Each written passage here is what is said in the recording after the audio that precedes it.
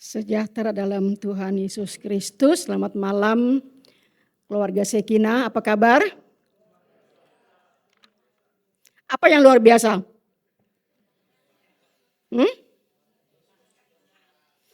Apanya yang luar biasa? Doanya? Pujiannya?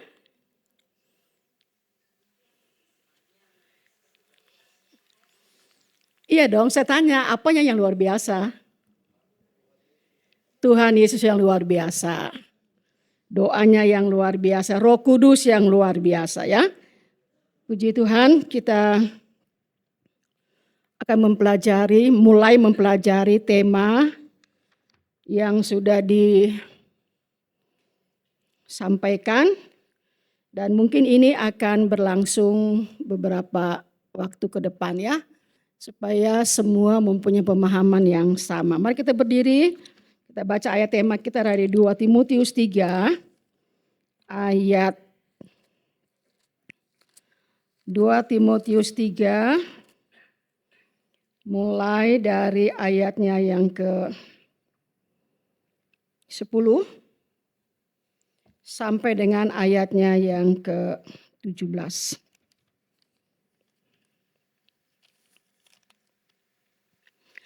Sama-sama kita baca dari mulai perikopnya ya. Iman bertumbuh dalam penganiayaan dan dalam pembacaan kitab suci. 2, 3. Iman bertumbuh dalam penganiayaan dan dalam pembacaan kitab suci. Tetapi engkau, cara hidupku, pendirianku, imanku, kesabaranku, kasihku, dan engkau telah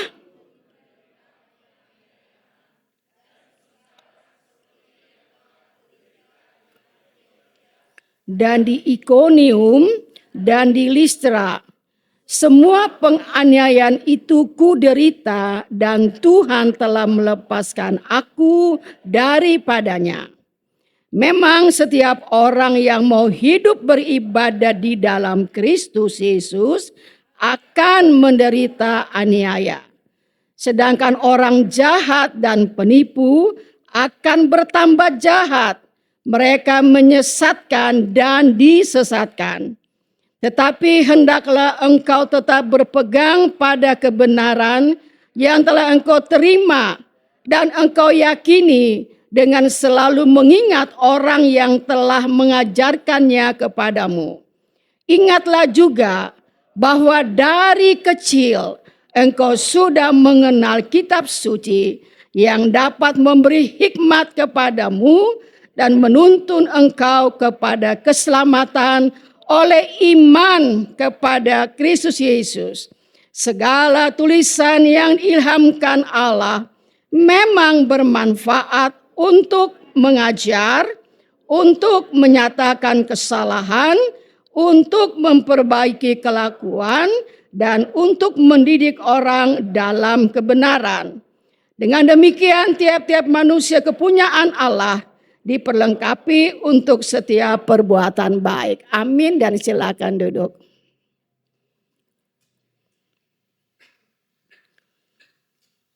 Surat Timotius ini merupakan surat penggembalaan.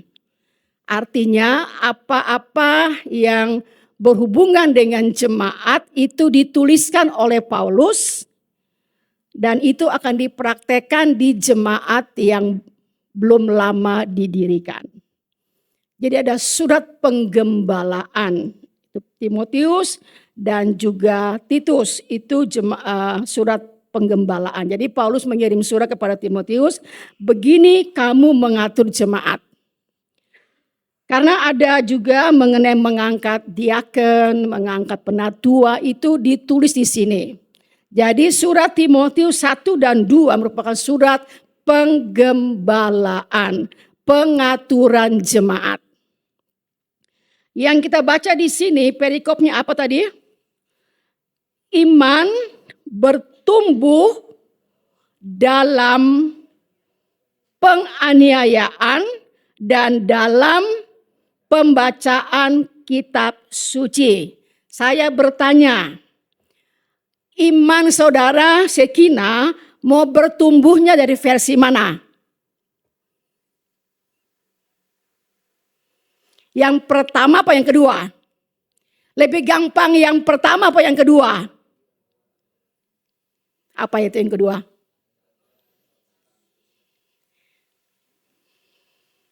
Pembacaan kitab suci. Yang pertama nggak mau, nggak berani, belum siap. Tapi itulah keadaan jemaat mula-mula penuh dengan aniaya. Jadi Paulus katakan, bilang kepada jemaat, kalau imanmu mau tumbuh, dua hal ini kamu harus tahu. Satu, membaca Alkitab dengan tekun, mempelajarinya. Dan saat itu belum ada perjanjian baru, bukan? Baru ada perjanjian lama, belum ada perjanjian baru, belum ada. Yang kedua, aniaya itu, penderitaan itu, persekusi itu menumbuhkan imanmu. Karena bila kita diperhadapkan dengan orang-orang yang bertanya, ikut Yesus atau mati?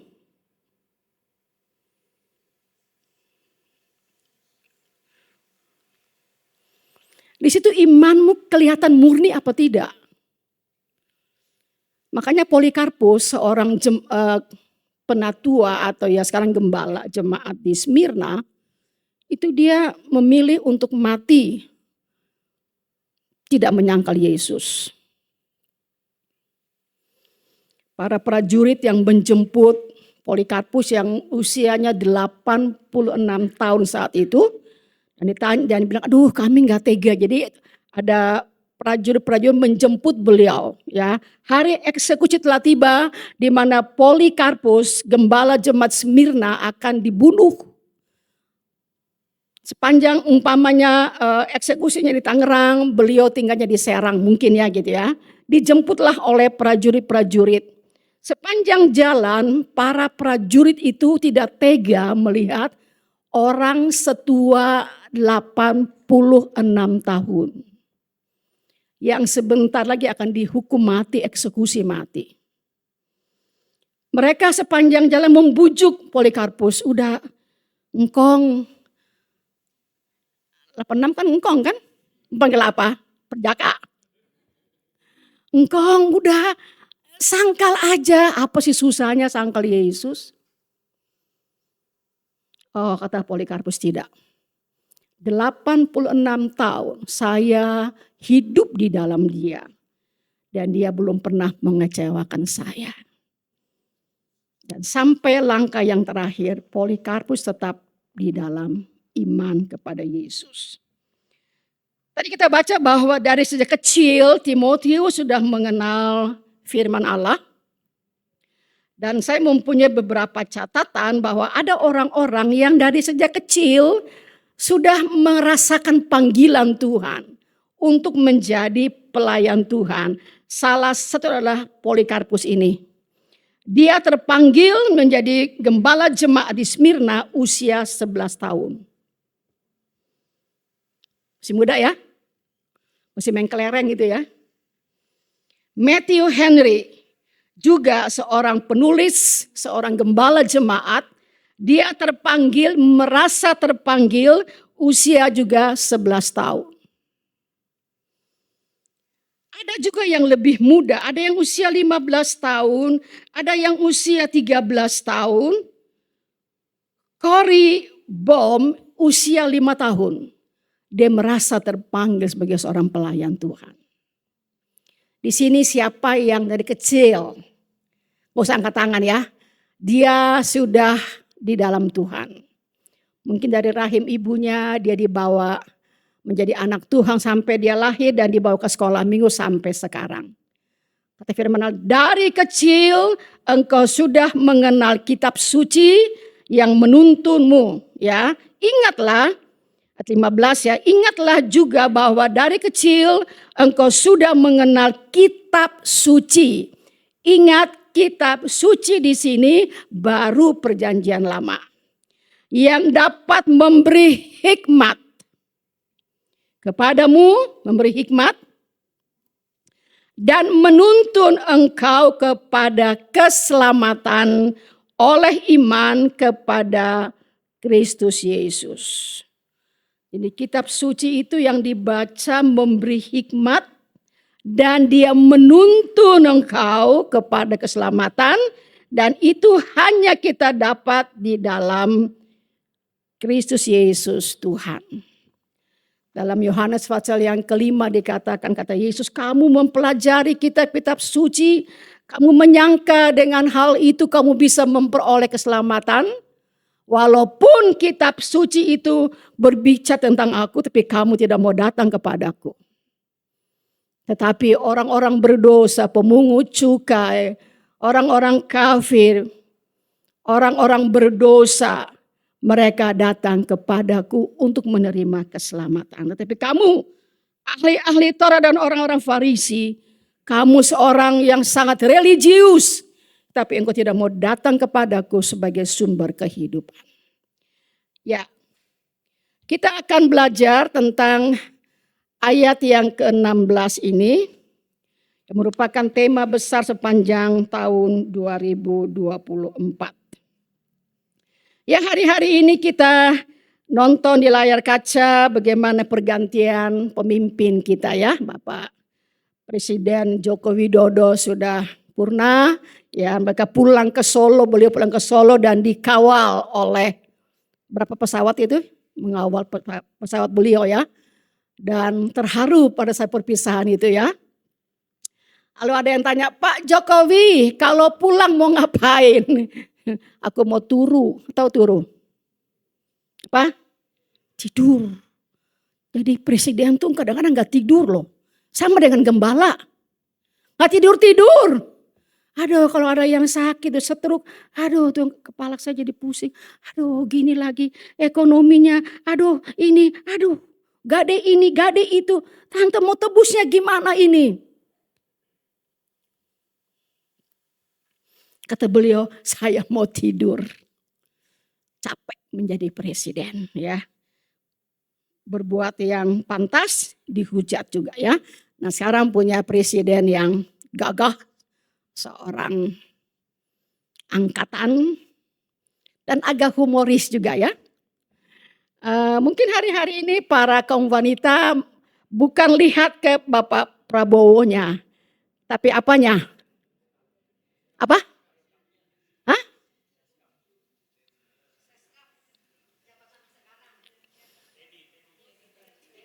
Kok tahu sih? Bukan lihat Pak Prabowo-nya dengan ibu negaranya katanya. Tapi berfokusnya ke Mayor Teddy. Oh kira Mayor Samuel.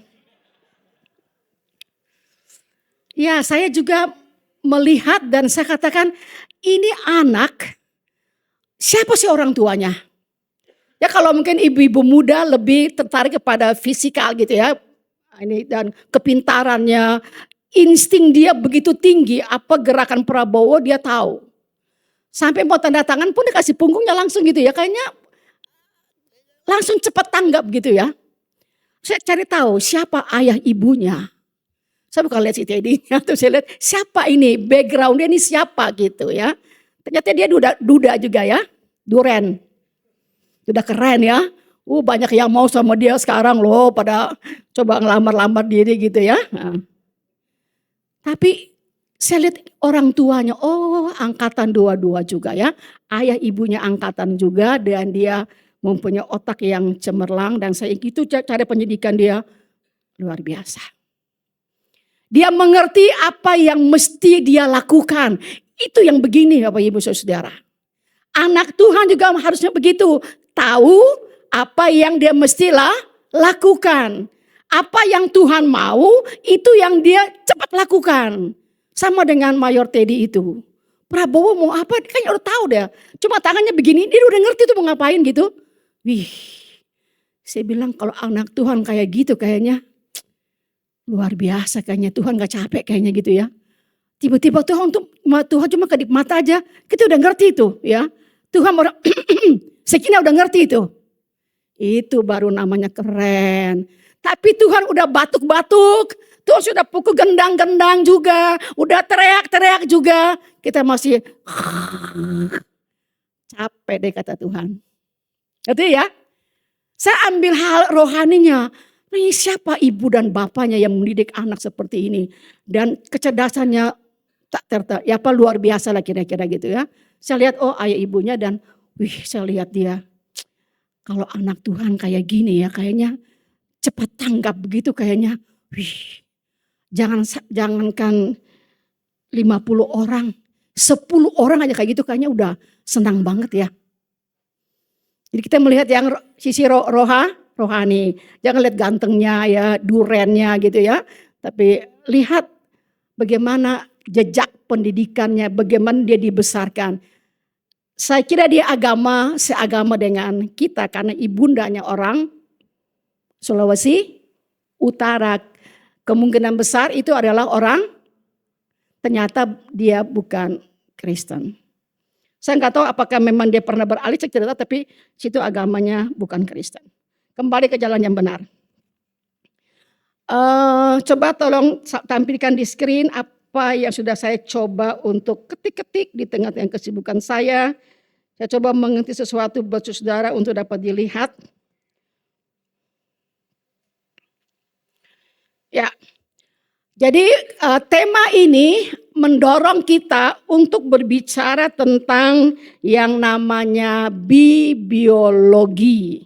Atau kita mau bicara tentang buku yang tiap hari kita pegang, yang ada di mobil kita, yang ada mungkin di pasar, yang mungkin ada di kampus kita. Nah ini, sepanjang tahun ini kita akan berbicara mengenai Alkitab. Semua punya Alkitab? Enggak ada. Kalau enggak saya akan bagi nanti. Ada 3 dus di Kebon Jati. Semua punya Alkitab? Punya. Dibaca?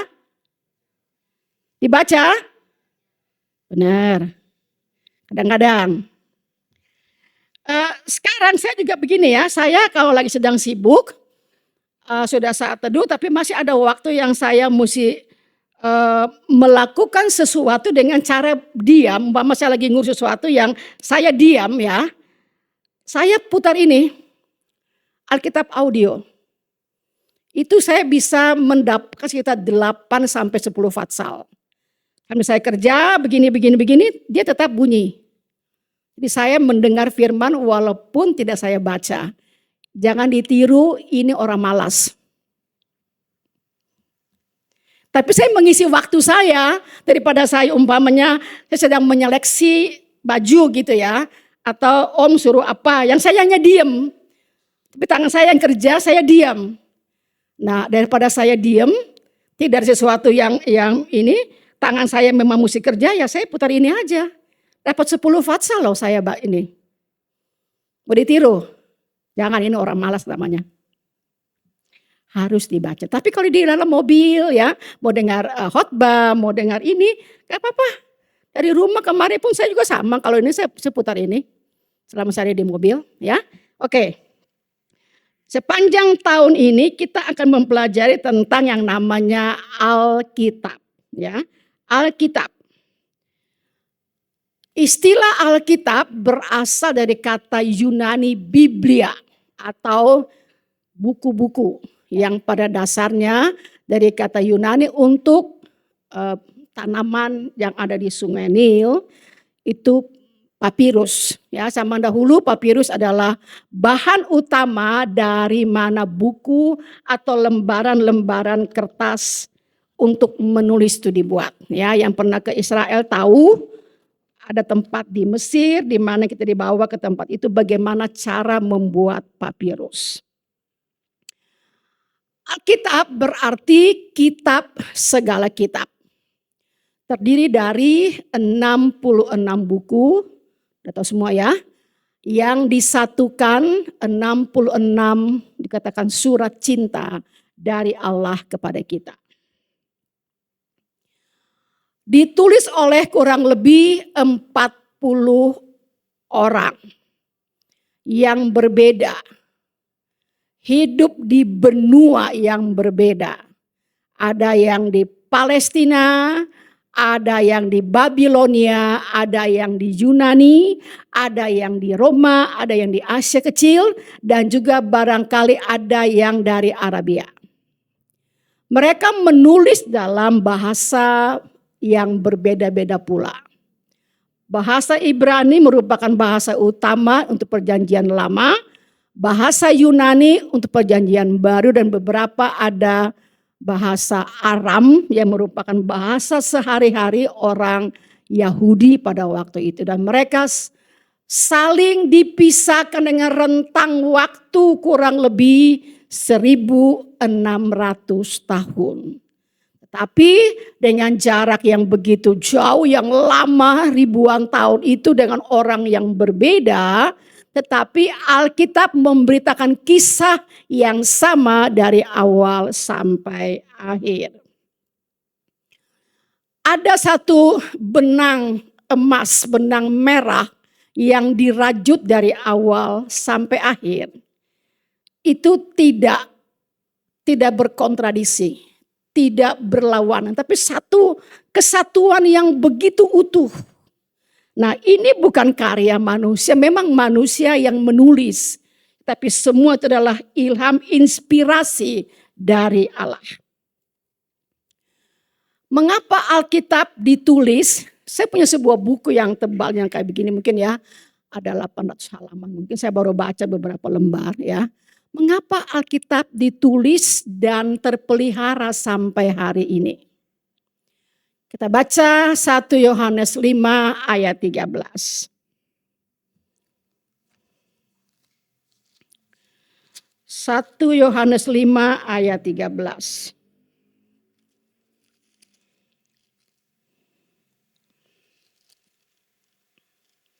Sama-sama 2, 3.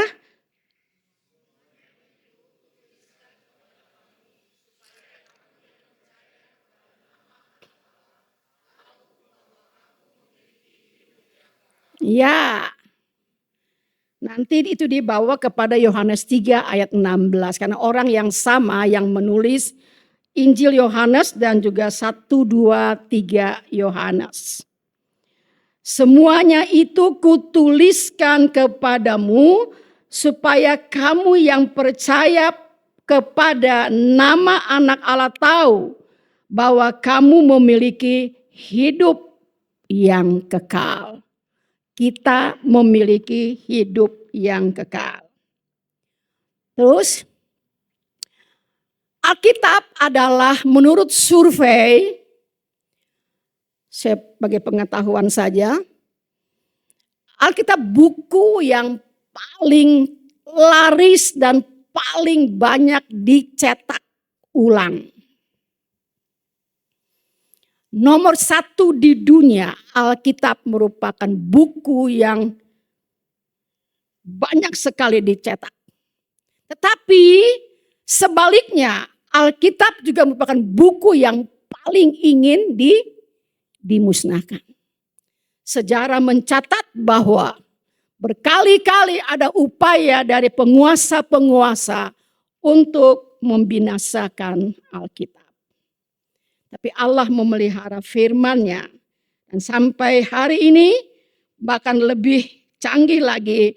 Mungkin kertas ini bisa mereka bakar. Tetapi di sini sudah ada. Minggu lalu ada seorang wanita, ibu muda. Dia dari agama seberang dan dia datang ibadah di Kebun Jati 2. Sudah saya saksikan di ibadah wanita. Dari pembicaraan itu saya tanya dia, kamu punya Alkitab? Oh, belum punya, Bu. Kamu mau saya kasih kamu Alkitab? Dia bilang begini, ukurannya besar enggak, Bu? Ya, seperti ini kalau kamu mau saya ambil yang kecil. Oh, jangan, Bu. Kalau saya bawa benda itu nanti ketahuan. Oh, saya bilang gampang sekarang. Kamu tinggal ini aja nih. Oh iya? Oh iya. Terus dia katakan begini, Alkitab yang mana? Yang saya mesti download. Saya katakan semua juga bisa. Tapi kalau bisa, maaf kata, jangan yang Katolik saya katakan. Karena di tengah-tengah itu ada penambahan beberapa buku. Kamu download saja yang dari versi Protestan punya. Oh ya Bu, kalau begitu saya download sekarang ya Bu ya. Kalau Ibu kasih saya Alkitab, saya takut kalau saya bawa pulang ke rumah nanti ada orang yang tahu bahwa saya punya Alkitab. Ya, jadi sekarang gampang di sini kan ya. Kita tinggal taruh di kantong gitu ya. Atau sampai dengar khotbah udah bosen buka IG atau buka FB gitu ya. Kok ketawa? Pengalaman? Pengalaman enggak? Ya, teruskan. Alkitab itu banyak sekali yang dapat kita pelajari, namun ini hal-hal yang dapat dijawab dan orang mencari jawabannya dan itu semua ada di Alkitab. Ini masih banyak pertanyaan, cuma saya beberapa saja. Satu, pertanyaan yang orang bertanya, siapa aku ini? Siapa saya? Siapa saya sebagai manusia? Itu dijawab oleh Alkitab. Dua, mengapa saya ada di sini? Mengapa saya terlahir di bumi? Kenapa? Siapa yang mengadakan semua ini? Siapa yang menciptakan semua ini? Yang ketiga, dari mana aku berasal? Apa tujuanku? Apa tujuan hidupku? Apa tujuan? Dari mana dan mau kemana? Alkitab menjawab semua itu. Kelima, kemana aku akan tuju? Kemana aku akan pergi? Oh, pergi ya mungkin ke luar negeri atau ke hutan kemana? Bukan itu yang dikatakan. Bila engkau mati, kemana rohmu pergi? Keenam, apa yang harus aku lakukan selama aku hidup? Alkitab juga menjawab itu dengan sangat baik. Ketujuh, bagaimana aku harus hidup? Bagaimana aku harus menjalani hidup ini? Apa kaidah-kaidahnya? Apa yang harus saya kerjakan? Untuk diri saya sendiri, untuk lingkungan, untuk keluarga, untuk Sang Yang Kuasa. Bagaimana saya menjalani hidup ini? Itu semua dijawab di dalam Alkitab. Baik, kembali kepada yang pertama saya katakan tadi, nanti itu akan dibahas nanti ya. Sekarang kita mau bahas dulu tentang Alkitab itu sendiri. Di dalam 2 Timotius 3 ayatnya yang ke-16 itu ada kata pengajaran. Kita kembali kepada pembacaan tadi, 2 Timotius 3 ayat yang ke-16 itu. Ada kata pengajaran atau kata doktrin. Segala tulisan yang diilhamkan Allah memang berguna, bermanfaat, berfaedah untuk doktrin. GPDI punya doktrin, punya pengajaran. Kalau saudara Sekina adalah guru sekolah minggu, sudah saudara tahu bahwa Ibu Gembala memberikan tugas kepada guru sekolah minggu harus mempelajari pelajaran dasar atau doktrin GPDI. Doktrin itu berbicara tentang Allah, tentang Yesus Kristus, tentang Roh Kudus, berbicara tentang gereja, berbicara tentang kedatangannya yang kedua kali, tentang darah, tentang apa lagi? Hamartiologi tentang dosa, tentang malaikat, dan ada begitu banyak pengajaran yang ada di sini. Selain ini ada banyak jawaban dari pertanyaan tadi siapa aku ini, tapi dalam Alkitab ini ada banyak pengajaran.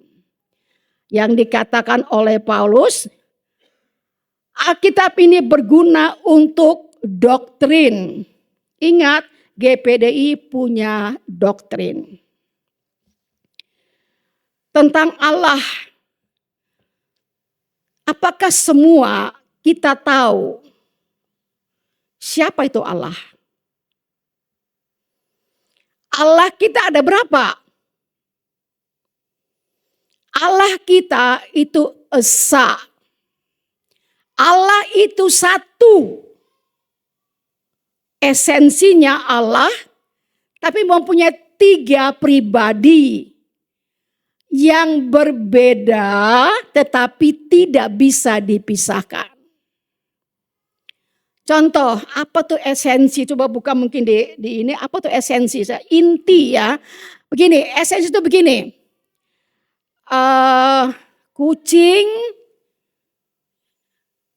anjing, kelinci, itu esensinya binatang. Saya, Ibu Nila, siapa lagi? Robert, Iwan, Fani, Joing, esensi kita adalah manusia. Allah satu, tapi punya 3 pribadi. Kita bukan punya 3 Allah, tapi satu. Allah itu esa.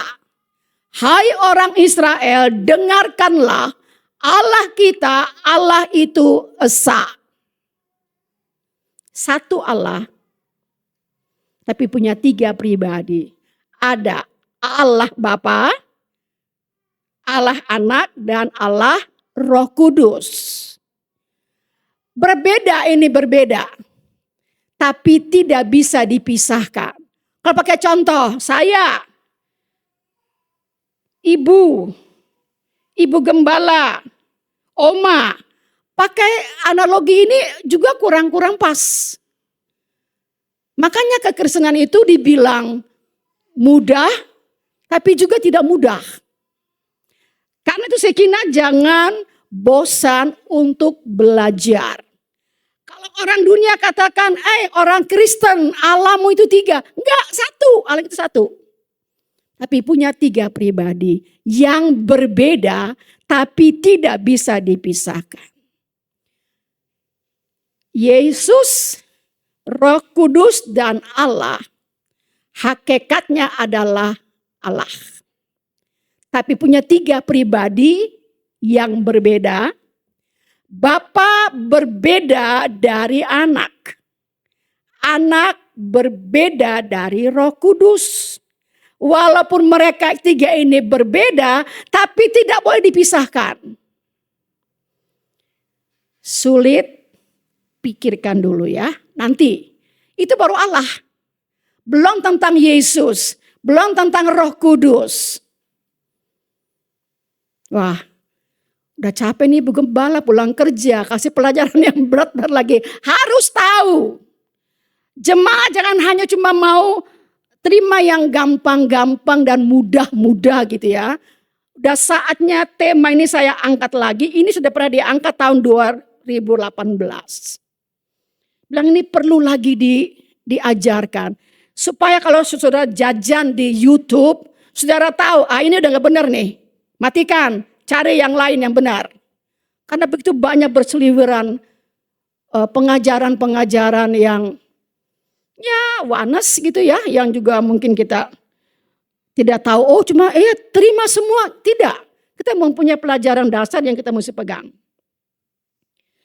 Alkitab dikatakan itu dinafaskan, diilhamkan oleh Allah. Memakai 40 orang tadi dari abad-abad yang lampau sampai pada abad pertama menjelang tahun 90. Sebab itu kita mesti mempelajarinya dengan baik dan memberi waktu untuk belajar. Kita pernah dengar bahwa dalam Kejadian 2 ayat 7, kata dinafaskan, kata diberikan nafas hidup. Pertama kali kita membaca waktu Allah memberikan nafas hidup, itu di Kejadian 2 ayat 7. Saat mana? Saat mana? Buka Alkitab.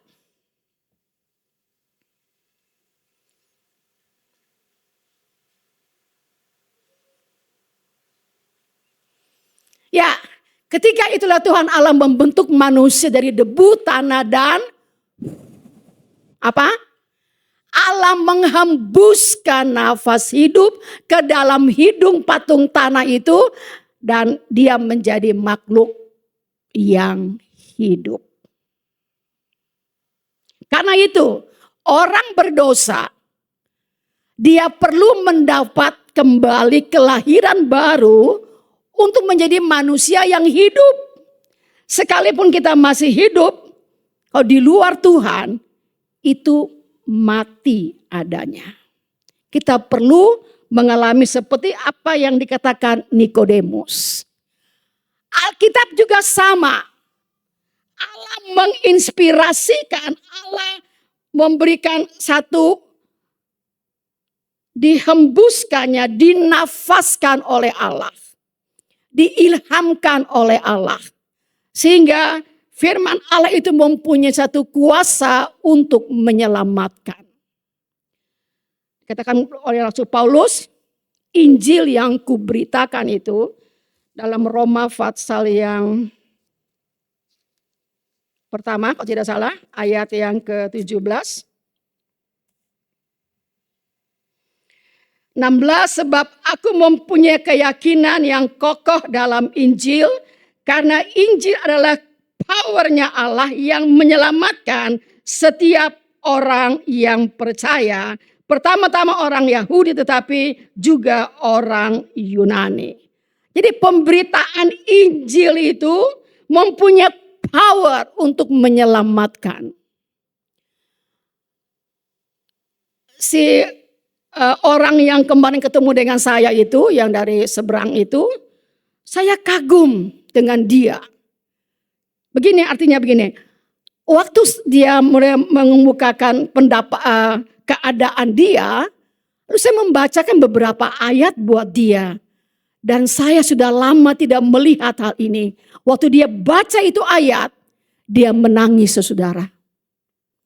Kalau kita udah sering baca, udah gak pernah nangis lagi ya. Nangis gak baca Alkitab? Udah enggak ya? Tapi itu orang. Mungkin dia pertama kali mendengar ayat itu. Saya baca Yohanes 14 ayat yang ke-6.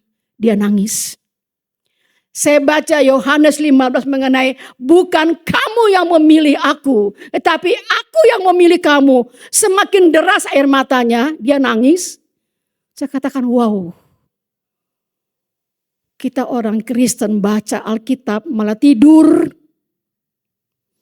Tapi ini orang yang baru mau menerima Yesus. Dia mendengar ayat yang saya baca. Itu air mata gak berhenti menetes. Saya baca Yohanes 3 ayat 16. Dia menyapu terus air matanya di matanya. Dan Tuhan, benar-benar kita mesti kembali kepada cinta mula-mula. Waktu membaca Alkitab itu, dia mempunyai power yang luar biasa. Kesentuh. Dia merasa seperti sesuatu yang dibilang damai. Rasanya hati tenang bu, hati tenang oma, dia bilang begitu.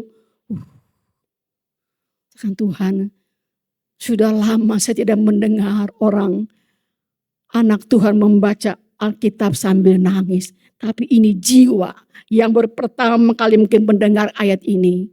Dia menangis dengan tidak henti-hentinya. Firman Allah itu mempunyai kuasa yang luar biasa. Tidak ada banyak waktu, tapi masih banyak sekali materi yang saya mau bawakan. Kita baca dari Mazmur 119 ayat 97 sampai 100. Mazmur 119 ayat 97 sampai ayatnya yang ke-100. Inilah bagian Alkitab yang terpanjang. Mazmur 119 ya, sama-sama kita baca ya. Mazmur 119 mulai ayat 97, 2, 3. Betapa ku cintai Tauratmu. Aku merenungkannya sepanjang hari. Perintah-perintahmu membuat aku lebih bijaksana daripada musuh-musuhku. Sebab selama-lamanya itu ada padaku. Aku lebih berakal budi daripada semua pengajarku. Sebab peringatan-peringatanmu kurenungkan. Aku lebih mengerti daripada orang-orang tua. Sebab aku, ya, seperti kata Paulus kepada Timotius. Sejak kecil engkau sudah mengenal kitab suci. Yang dapat memberi hikmat kepadamu. Dan menuntun engkau kepada keselamatan oleh iman kepada Kristus Yesus. Aku, coba ayatnya yang ke-90 berapa tadi? 97. Betapa ku cintai Tauratmu. Ini dalam ya saudara ya. Betapa ku cintai Tauratmu. Hari-hari ini apa yang kita cintai? Itu kelihatan kalau itu kita cintai. Itu yang kita jaga, itu yang kita rawat. Siapa yang tiap hari ngelapin mobilnya yang baru? Siapa yang tiap hari ngelapin motornya yang bagus? Ya kan? Ada orang yang punya mobil baru kan? Tiap hari disarungin ya, dilapin ya karena mobil baru mahal harganya. Punya motor moge yang gede ya. Tiap hari dilapin yang bersih. Ditutupin pakai kain yang bagus. Betapa ku cintai Tauratmu, aku merenungkannya sepanjang hari. Nomor 8. Perintahmu membuat aku lebih bijaksana. Jadi firman Allah itu memberi kita bijaksana. Kebijaksanaan. Jadi kalau ada istri-istri yang kurang bijaksana, kata suaminya apa? Baca Alkitab. Udah, tapi ngantuk. Perintah-perintahmu membuat aku lebih bijaksana. Nah 9. Aku lebih berakal budi daripada semua pengajarku. Lebih, kita mempunyai pemahaman yang lebih dari semua orang. Karena firman itu memberikan hikmat kepada kita. Kenapa kita tidak merasakan hal itu? Di kaum ibu saya bawa tentang 4 tanah. Pengkhotbahnya sama, gerejanya sama, pujiannya sama, lagunya sama. Tetapi ada 4 tanah. Pertama, firman Tuhan yang sama ditaburkan tapi hati orang itu hati pinggir jalan. Pulang, dimakan burung. Kedua, tanah hati itu keras, ada batu-batu di situ. Benih jatuh, tumbuh sebentar, mati. Bagaimana mau berbuah? Mati, kurang tanah. Yang ketiga, tanahnya cukup baik, cukup banyak juga, tetapi di sekitarnya itu banyak duri-duri yang menghimpit firman itu. Di ibadah dia mendengar firman, dia nggak ngantuk, tapi haleluya, ya amin puji Tuhan. Tapi setelah dia pulang ke rumah, dia ngomong dengan suaminya, "Pi, saya mau melayani Tuhan, bisa mau begini-begini." Udah, ambil bajumu dan kamu tidur sana di gereja. Oh, ini ada mau sumbangan, ada mau untuk list Natal. Kata suaminya, sana tinggal di gereja. Makan aja kita masih mikir-mikir, mau nyumbang lagi ke gereja. Atau hari ini jangan ganggu saya dulu ya. Saya lagi puasa. Sana tinggal di gereja. Puasa mulu.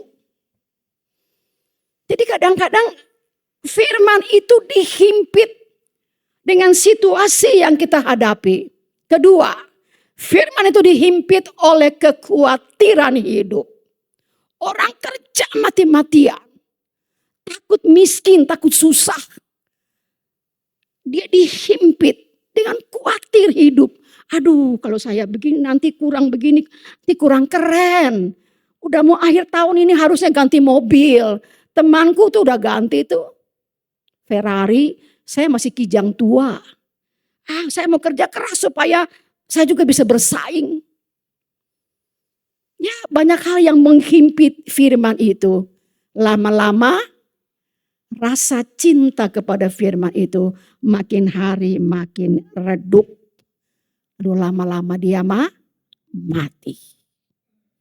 Dan tanah yang keempat, tanah yang baik, yang menerima firman dan dia boleh bertumbuh dan sekaligus juga dia menghasilkan buah. Saya minta sedikit waktu, saya katakan dulu empat kegunaan daripada firman itu. Pertama, firman itu bermanfaat untuk mengajar, memberi tuntunan, memberi arahan, memberi pengertian, menyingkapkan hal-hal yang tak terpahami. Firman itu mengajar, memberi tuntunan. Firman itu memberikan bagaimana caranya kita harus hidup. Contohnya di dalam Efesus pasal yang ke-5 dan Efesus pasal yang ke-6, di sini karena suami istri mempunyai banyak problem dalam keluarga. Efesus pasal yang ke-5 ayatnya yang ke-22 mulai. Hai istri, tunduklah kepada suamimu seperti kepada Tuhan. Ayat yang ke-25. Hai suami, kasihilah istrimu sebagaimana Kristus telah mengasihi jemaat dan telah menyerahkan dirinya baginya. Kadang-kadang ada suami yang begitu menyayangi istrinya, sangat menyayangi. Tidak pernah berkata kasar. Dia berkata, aduh kalau saya berkata kasar kepada istri saya, sama itu saya mengatai diri sendiri. Ya, ada orang yang bilang, saya nggak pernah pukul istri saya. Tapi kata-katamu itu loh, lebih kasar daripada tanganmu. Di sini ada apa tidak? Hai suami, kasihilah istrimu sebagaimana Kristus telah mengasihi jemaat dan menyerahkan nyawanya, dirinya baginya. Jadi standar mengasihi istri itu seperti Kristus mengasihi jemaat. Apakah yang dilakukan oleh Yesus bagi jemaatnya? Sampai mati berkorban. Di sini ada suami yang hampir mati karena istri, ada enggak? Ada, hampir mati karena makan hati. Dirongrong terus. Itu si Ani udah punya berlian baru lagi. Mami mah boro-boro punya berlian. Seketip aja gak punya. Aduh, istri tumpang kaki kalau begini nih. Hanya suami mikir, bagaimana aku bisa dapat uang buat beli berlian untuk istriku? Ada celah buat korupsi. Bertobatlah. Jadi ada suami yang tidak dengan tangan dia kasar, tetapi secara verbal mulutnya itu loh tajam kayak pisau. Habis bagaimana tante dia ngerocos terus. Sini ada begitu, yang terus ngerocos istrinya. Pukul nih. Digaplok sekalian. Ya kan? Ada gitu kan isinya, berani kamu pukul saya, berani pukul nih.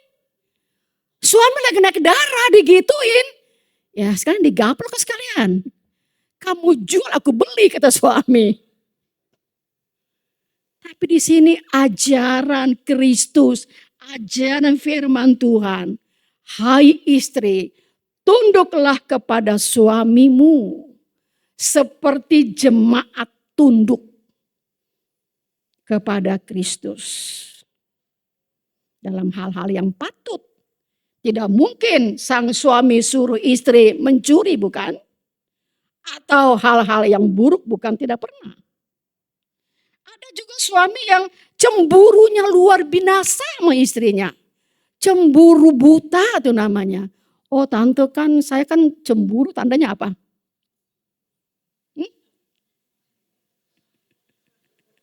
Sayang, sayang disayang.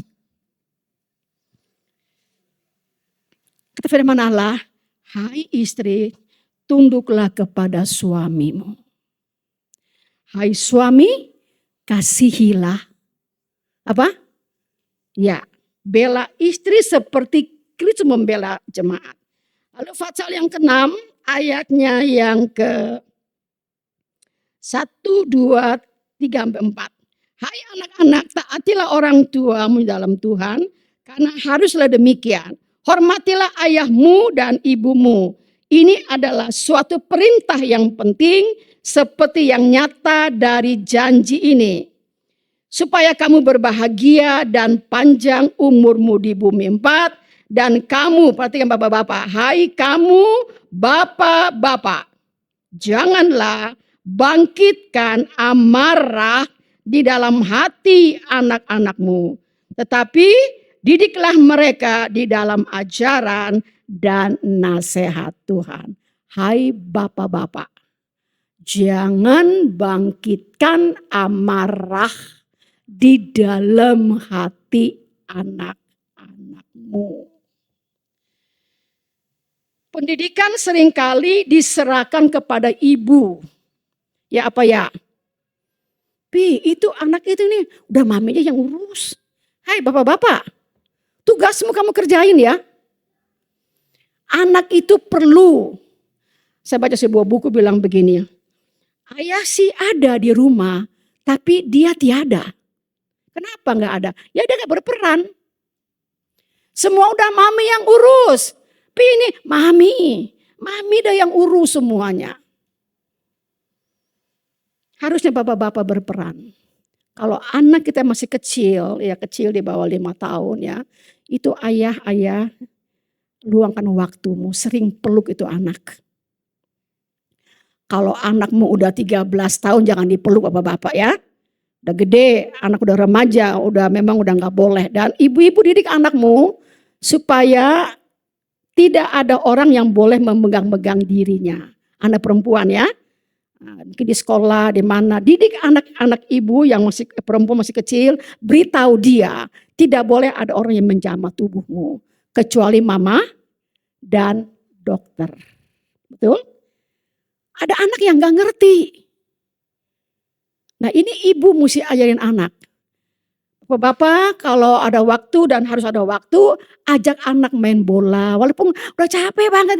Papa ayo main bola dulu sebentar doang. Udah, itu berkesan banget dalam jiwa mereka.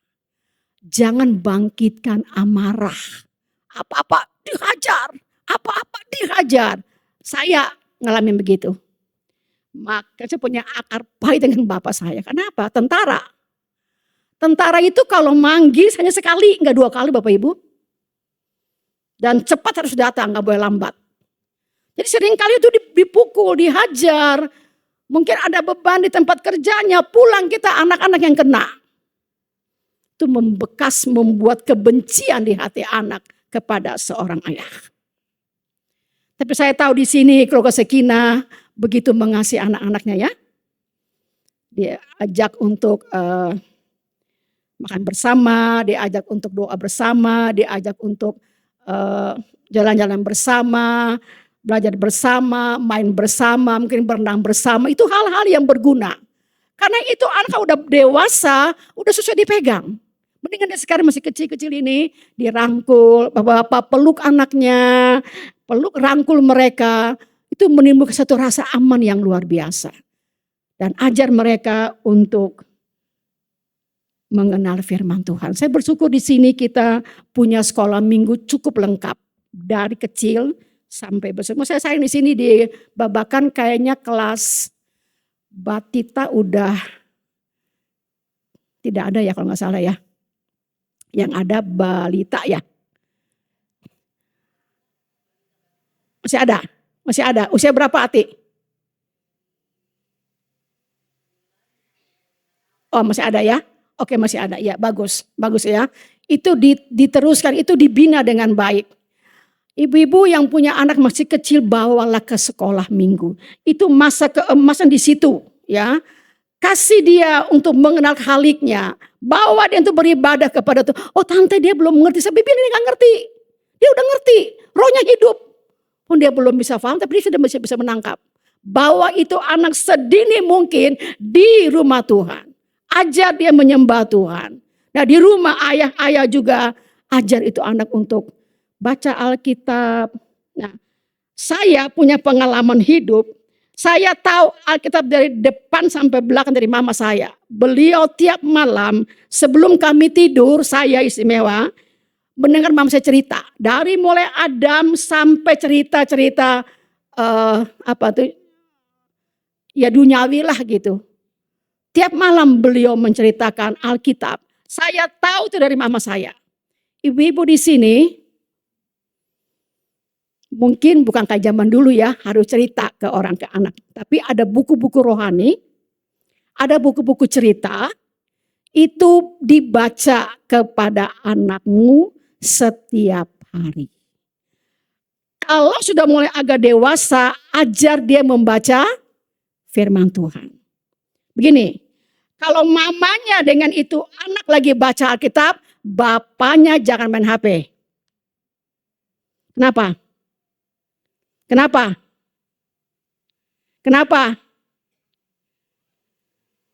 Mama, papa boleh main HP, ya kok nggak boleh? Kata papa udah gede, papa yang cari duit. Bukan, sama-sama. Tunjukkan buat anak itu bahwa ya ini penting. Kalau dia belum bisa baca, bacalah buat dia. Sudah bisa baca, dia baca Alkitab. Itu penting banget buat anak-anak. Ya, jadi Alkitab memberi hikmat.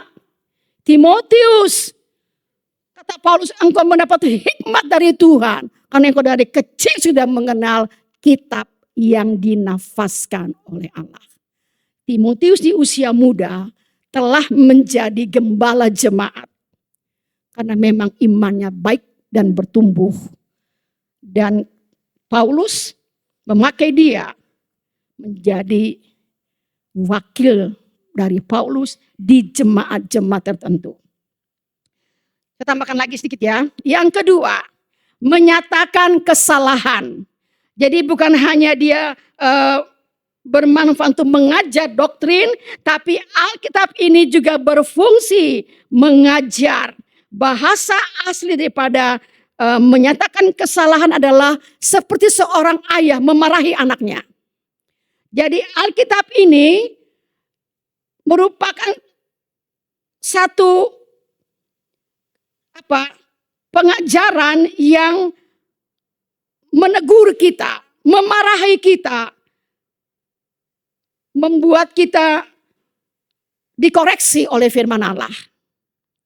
Apakah kita masih merasakan hal ini sekarang? Kita baca Alkitab, itu kita merasa kita dikoreksi oleh Tuhan. Kita membaca Alkitab, kita ditegur oleh Tuhan. Itu mestinya ada. Karena fungsi firman Allah adalah untuk menyatakan kesalahan. Kalau kita beribadah kepada Tuhan dan selalu merasa paling benar sendiri, Alkitab tidak berfungsi dengan baik buat kita. Kita pulang, iya benar ya, itu firman Tuhan buat saya, iya benar, saya mesti bertobat. Yang ketiga, cepat saja, memperbaiki kesalahan, memperbaiki kelakuan. Ini dari kata restorasi atau reparasi. Seperti bengkel mobil, mobil itu direparasi, mobil itu diperbaiki. Nah, ini arti daripada kata memperbaiki adalah seperti sebuah kota yang indah, ya sebuah kota yang indah banget, dibangun dengan indah sekali. Penduduknya damai, semuanya diatur dengan baik, begitu mewah dan semua orang betah di situ. Tapi tiba-tiba ada segerombolan orang yang datang menyerang itu kota, membakarnya, memusnahkannya, menghancurkannya. Tiba-tiba ada seorang bangsawan, seorang yang begitu hebat, dibilang, aku ingin kembali mendirikan kota ini. Lalu dia memberikan biayanya, dan dia kembali membangun kota itu. Nah, fungsi firman Allah yang keempat adalah dia sebagai memperbaiki seperti bengkel di mana kita diperbaiki. Jadi kalau kita beribadah kepada Tuhan, semakin hari semakin jahat, maafkan saya, berarti firman itu tidak bekerja dengan baik buat kita. Saya ulangi lagi. Fungsi yang ketiga adalah memperbaiki kelakuan. Memperbaiki kelakuan yang jahat. Niat-niat hati yang jahat. Rencana-rencana yang jahat. Intrik-intrik yang jahat. Itu firman Allah memperbaiki kita. Ya. Tidak ada banyak waktu mungkin yang akan datang lebih terperinci lagi. Tapi itulah fungsi daripada firman Allah yang dinafaskan oleh Allah. Dia bermanfaat, banyak sekali manfaatnya. Untuk menegur, mengajari kita. Juga dia menghibur kita. Dia menguatkan kita. Dia mengajar kita. Dia mendidik kita. Menjadi pribadi yang Tuhan inginkan. Dan firman ini berkuasa. Dia seperti pedang yang bermata dua. Saya ngomong itu karena kepada saya lebih dulu dan juga kepada jemaat Tuhan. Cintailah firman Tuhan ini. Baca dengan teliti. Baca firman Tuhan, jangan memenuhi kuota. Jadi mungkin Sekina punya program. Nanti akhir tahun selesai perjanjian baru. Nanti Ibu Nila cek, ya udah baca belum? Udah. Tapi baca sekedar baca. Tetapi saya mau dengan tema tahun ini kita kembali kepada fungsi yang sebenarnya. Waktu kita baca Alkitab bukan obat tidur. Ada ibu yang bilang, Ibu Gembala, saya kalau baca Alkitab heran ya. Kok ngantuk bawahnya ya? Tapi kalau nonton IG, melotot mata saya. Punya pengalaman gak? Kalau baca Alkitab ngantuk? Angkat tangan. Angkat tangan. Saya juga sering begitu. Kalau udah capek, mau baca Alkitab, kadang-kadang bawahnya mau. Cuma saya doang ya, saya yang jujur ya. Yang lain enggak. Yang lain enggak. Oh hebat sekali Sekina. Hanya saya doang yang baca. Kadang-kadang kok ngantuk ya. Semalam tidur jam 2. Jadi pagi-pagi baca. Masih sempat mata. Aduh ngantuk. Cuci muka dulu dah. Harus kita baca. Seperti jiwa baru itu kita menangis. Tuhan ini saya. Koreksi dengan firman-Mu Tuhan. Operasi hati saya. Saya orang yang kadang-kadang punya entrik-entrik yang gak baik. Perbaiki saya Tuhan. Karena firman-Mu itu hidup dan berkuasa. Dia lebih tajam dari pedang bermata dua manapun. Dengan tahun ini kita mau mempelajari Alkitab. Fungsi Alkitab. Dia menjawab pertanyaan kita. Dan dia memberitahu isi hati kita. Kita perlu bertobat di hadapan Tuhan. Firman itu lebih daripada madu. Dia manis. Dan dia memberikan hikmat kepada kita. Sama-sama tundukkan kepala. Kami datang kepadamu Tuhan, materi yang begitu banyak dengan waktu yang singkat. Belum semua hamba dapat sampaikan Tuhan. Tetapi bila kami meneliti firman-Mu, di sini membuat kami tersungkur ya Tuhan. Betapa berkuasanya firman itu. Kami yang rusak diperbaiki oleh firman. Bukan dengan kata-kata motivasi, bukan dengan ilmu psikologi. Tapi firman Allah yang mengubah keadaan kami. Karena firman itu berkuasa adanya. memberi hikmat kepada kami, dan menuntun kami bagaimana kami harus hidup sebagai orang-orang yang percaya. Meteraikan ya Roh Kudus di hati kami. Bila hati kami sudah begitu keras, lembutkanlah hati kami. Supaya makna daripada firman Allah ini menjadi bagian yang begitu esensi di dalam batinku ini Tuhan. Merubah keadaanku ini Tuhan. Memberi hikmat kepadaku Tuhan. Bagaimana sebagai seorang bapa, seorang ibu kami hidup berdasarkan firman Tuhan yang penuh dengan kuasa ini. Demi nama Yesus kami terima sabdamu, haleluya.